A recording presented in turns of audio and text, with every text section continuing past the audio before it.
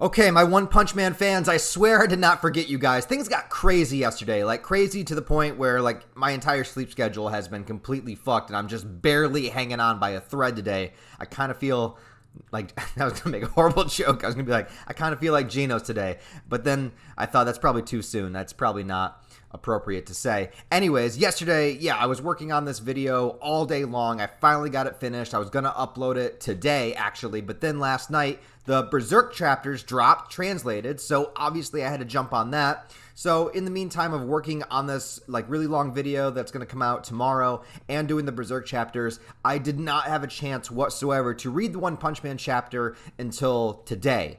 And good God, we live in fucking glorious times when it comes to anime and manga. I don't know how you guys feel, but I think 2022 is already going down in history as being absolutely legendary, not just with the return of manga like Hunter x Hunter and Berserk, but also the quality of where we're at in some of the ongoing stuff. And I don't even read a shit ton of the ongoing stuff, but the ones I do, it's just, dude, this year is blowing me away. And we're only in June. We're halfway through.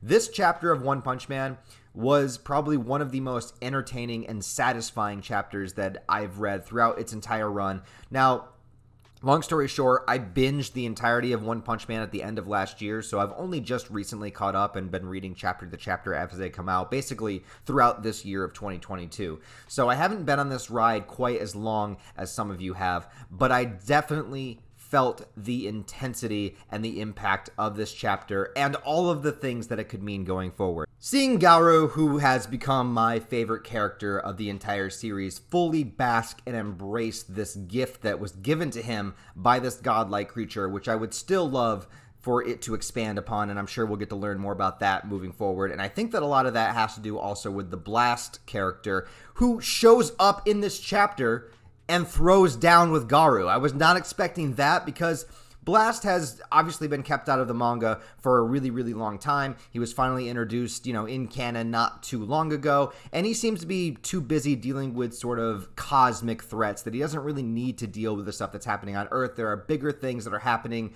on universal scales for him to go handle, which makes sense. Every hero kind of has their levels. We got the street level, we got the higher ups, it goes like that. There's levels, especially in One Punch Man, everybody is ranked. That's just the way that it goes. But the fact that he found this serious enough to show up here on the battlefield and actually throw down with Garou, that just shows you the level of threat that we are currently dealing with. This has escalated and escalated past the point of no return.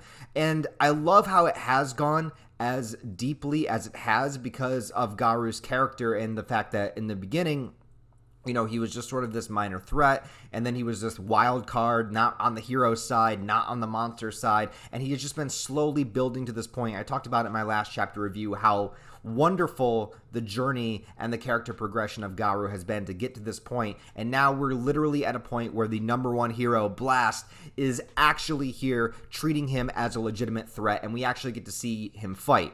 Now, Blast doesn't really receive any damage in this fight, and one thing that I really loved about it was how efficient Blast is, because he is not fucking around. He is not treating this as a fight. He is looking to immediately eliminate Garou, and I really appreciated that fact because it does get tiresome at times, and I know that One Punch Man, a lot of it is, satire and makes fun of the tropes of fighting manga and stuff like that, so this stuff is bound to happen, and I do enjoy it on occasion, but when you have characters that want to fight just for the love of fighting and the joy of fighting and to test their strength, it's a trope that's used in manga after manga, shonen after shonen, seinen uses it as well, it's always there.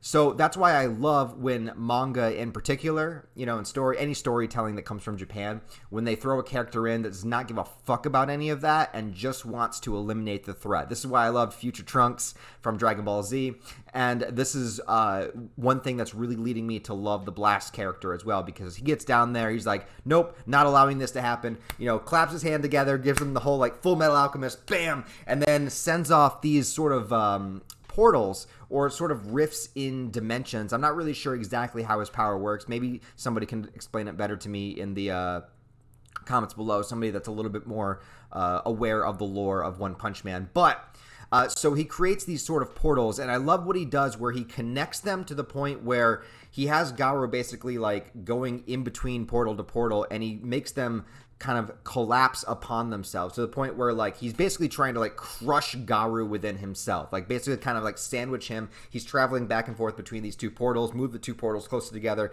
basically get to the point where he would just become smushed nothingness.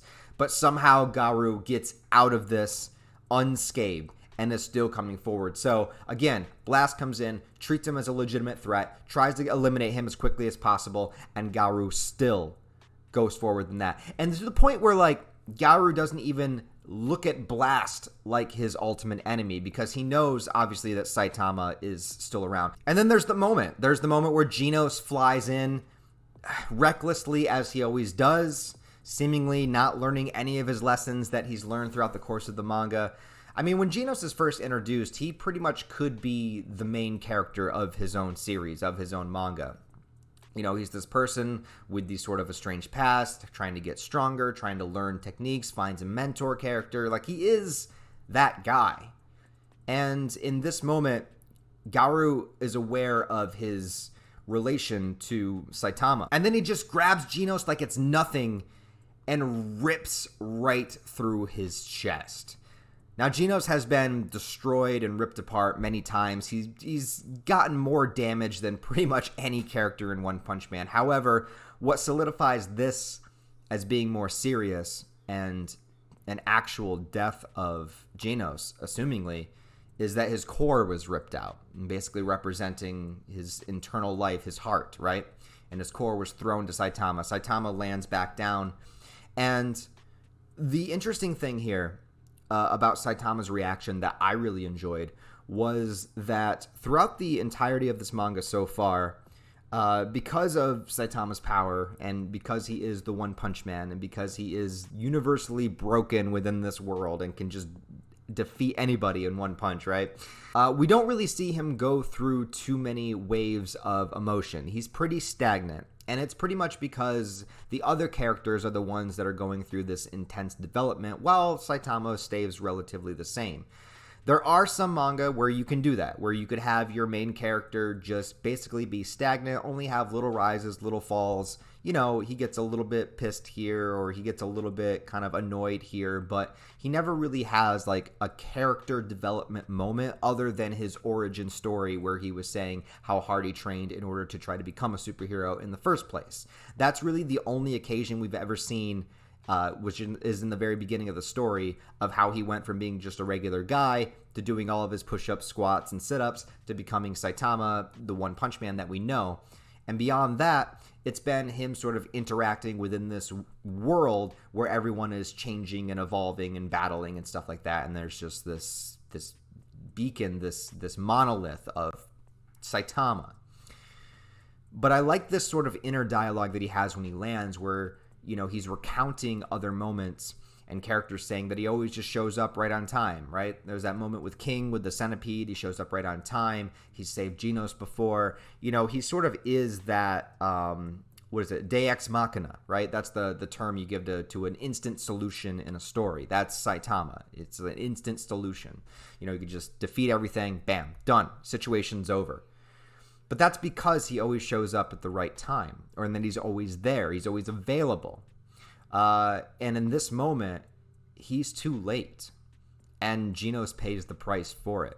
He has this Deus Ex Machina power to end any situation in any moment, but the threat level has risen so high that even Saitama did not realize something like this would happen. Even with all the chaotic events that are going on, you know, nobody expected Garou to go this far.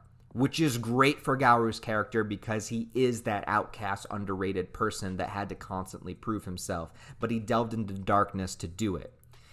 And on Saitama's end, there's this confidence and understanding that, yeah, it is whatever. Everything's boring. Everything sucks. You know, I'll finish this off in a second. If he would have just ended Garou immediately when they first began to fight, this would not have happened. So Saitama is currently learning an extremely harsh lesson, that even with all of his power, right, that it doesn't matter if the people you love don't make it in the end. And it is for that reason that I do actually hope that Genos is dead and does not come back.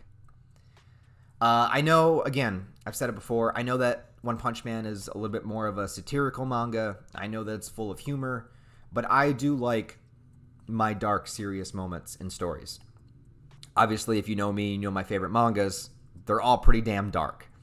One Punch Man is sort of one of the lightest mangas that I read, actually. And I mean that in terms of its tone. But if this is a true turning point for Saitama, and he is ready to throw down for real, then what's going to happen to him even afterwards? So say he even does defeat Garou in one punch, you know? Then what? It doesn't matter. Genos is still dead. So what is that going to mean for him? So that's one of the most interesting things to me, is to take Saitama and do something like that with him. That's really creative, and probably something that really needs to be done within this story too. On the other hand, we also have all the heroes still there. A lot of them are just passing out from the intensity of it all. Bang was able to stand up and kind of face him for a moment. Blast is still there. I kind of forget. I think Tatsumaki is still passed out. I'm not sure. I can't quite remember where she's at. They're there. They're all there in the location, but it's just a matter of who can do what. Anyways, guys, if you have read this chapter, what did you guys think? This is crazy, dude. We got those Berserk chapters yesterday, and this, dude, like, shit's just fire, bro. Shit's just fire. There's lots to be happy about. Enjoy life, everybody. Anyways, I love you guys. Thanks for watching this video. Give it a thumbs up if you want to, because that does help the video out a lot more than you think it would. Really does help support the channel. Also, if you do want to support the channel on that deeper level, I do have links to my Patreon account down in the description below. Even as low as $1 a month really helps keep me afloat and keeps the videos pumping out. So I would appreciate it if you wanted to. And if not, hey, thanks for joining me anyways, guys. Hope you all have a wonderful rest of your day, and I'll see you in the next chapter.